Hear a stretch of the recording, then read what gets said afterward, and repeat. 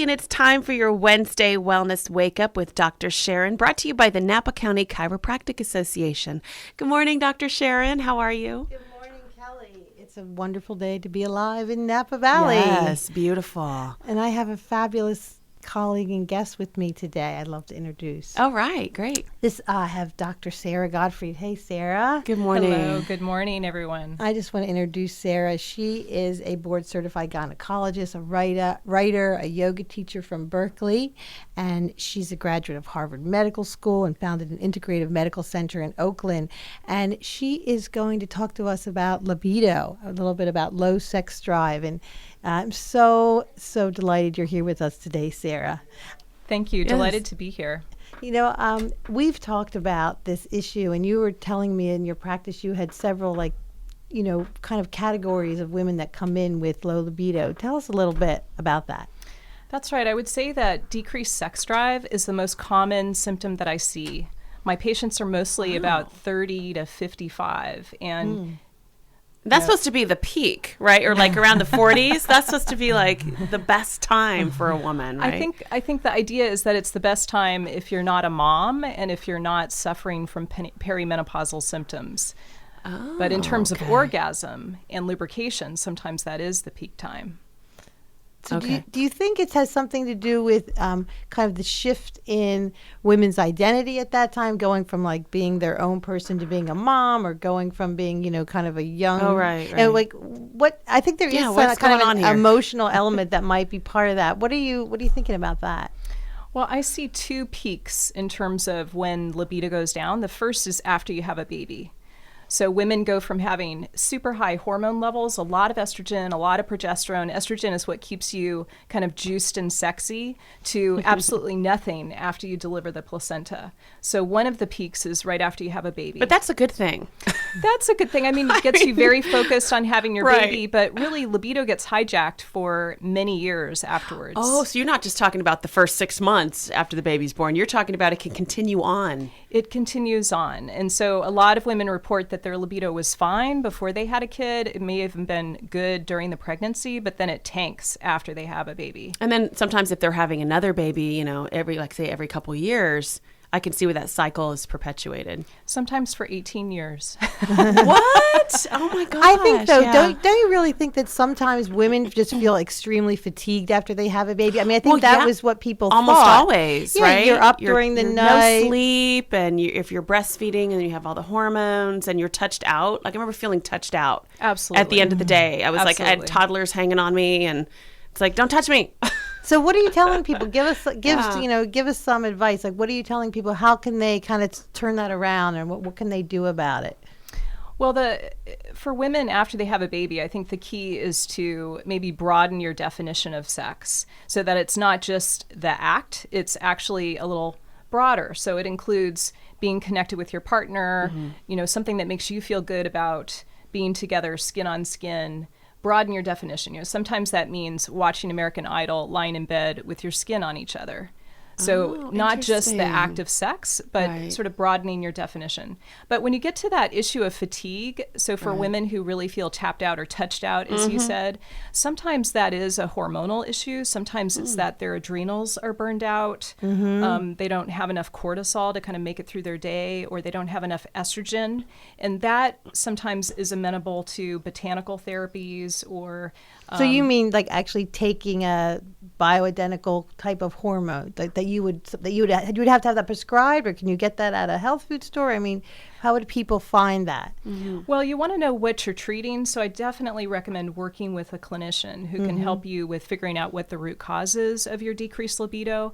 And in that situation, if it's low estrogen, for instance, you would need to have an estrogen prescription. There's other things too, like not having enough progesterone, which causes PMS and also decreased libido. In that situation, you can sometimes try progesterone cream from your local health food store, and that can help you. If it doesn't help you, then you want to see a clinician to talk it through. So you can get tested, your hormones tested to see what your needs are, right? And you can get that from your OBGYN?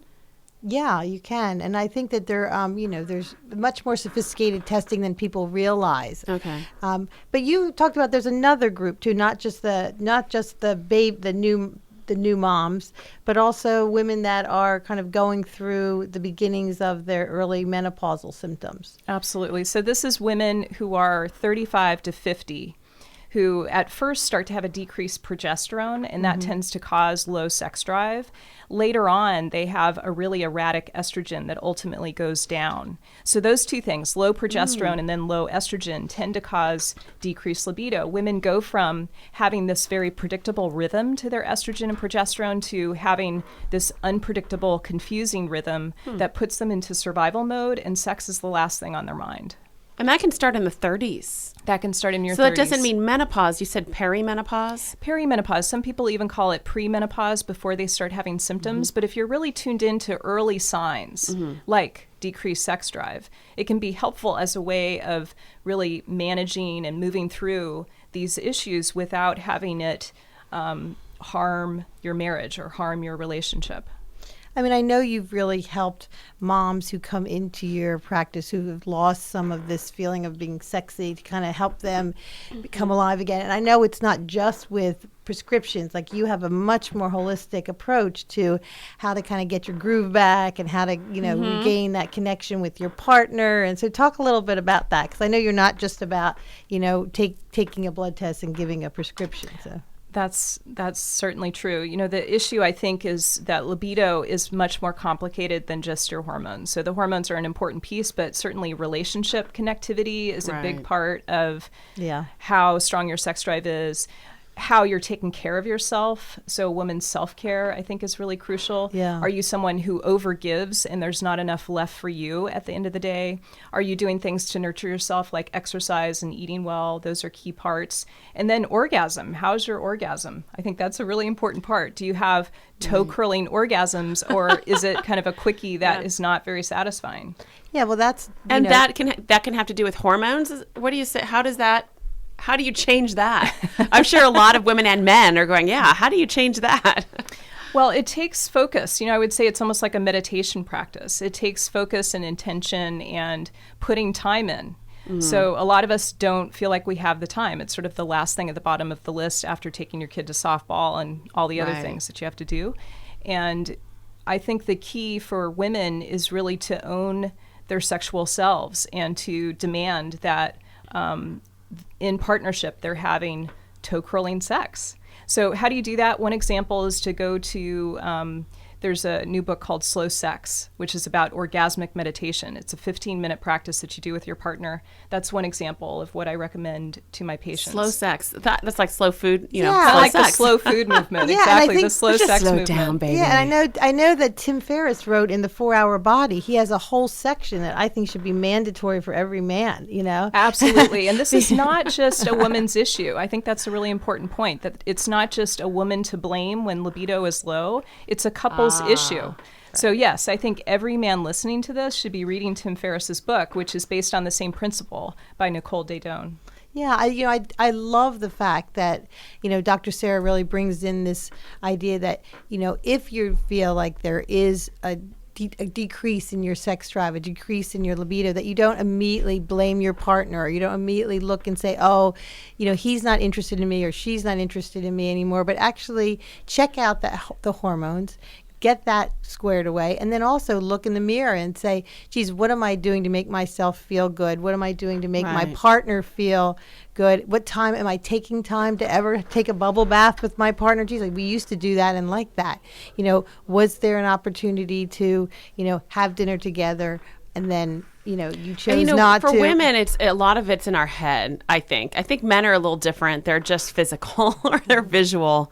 But it's like for women, we have all this stuff going on in our heads. Oh, Kelly, you are so right on. I mean, the idea there is the biggest part of our sexuality is our brain.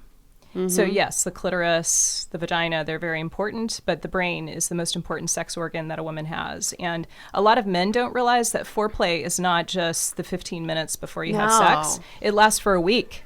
It's their behavior for the week before. Yes, right? How we're treated, and do I feel beautiful, and do I feel like he finds me beautiful or sexy or whatever it is? Bring those flowers. Bob just can't stay out of here. Kenny, Jeff couldn't either. I think this is a very popular segment right now. Well, I think it's something that we should all feel very comfortable talking about. Absolutely. And you have someone like Dr. Sara who's writing a book called The Hormone Cure. Maybe tell us a little bit about that. Oh, you're writing a book? Tell us about that. I'm writing a book. Sex is a big part of it. The book is about how to help women kind of navigate hormonal issues, which really have been dismissed in conventional medicine for way too long. And we have just this ridiculous history of experimenting on women with hormones. And so I really want to just have a definitive guide for how to manage your hormones and how to be empowered about it, like how to do it at home using your local health food store. Wow. I would love for you to, when the book is out, I'd love for you to come back and just talk about the book. Sure, you got it. Oh, yeah, that would be awesome. Yeah. I think when we look at this issue of libido, I think we really have to say, people can feel empowered to have control over this. Do you overwork, overeat?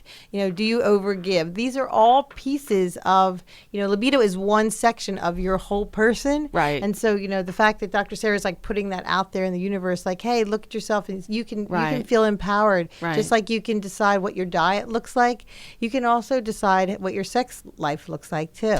So any closing thoughts, Dr. Sara, about this? Well, one other piece I would say is I think that sex drive is just one aspect of being a woman, but I also think that it's an important measure. It's an important indicator of your energy in general. And if your energy in general is low, it tends to be the case that your sex drive is also low. So it's just an important indicator of your overall health. This is really good information. Thank you so much for being with us. You're if you want welcome. to check out SaraGottfriedMD.com, I'm sure people have other questions. You can find her there. Yeah, and I can post that on my blog too, that link, so people can find that. Thank Thank you both so much. Thank you. This has Delighted been to be your here. Wednesday Wellness Wake Up, brought to you by the Napa County Chiropractic Association. Dr. Sharon, so you'll be back week after next. Yeah, with a fabulous woman, Ellen Doty. We're going to be talking about, how to make your morning great, even if it's gone, wobbly on you. Oh, I love it. All right, thanks so much. It's 7:28. Coming up next, your news, weather, and traffic. 1440 KVON, 99.3 The Vine.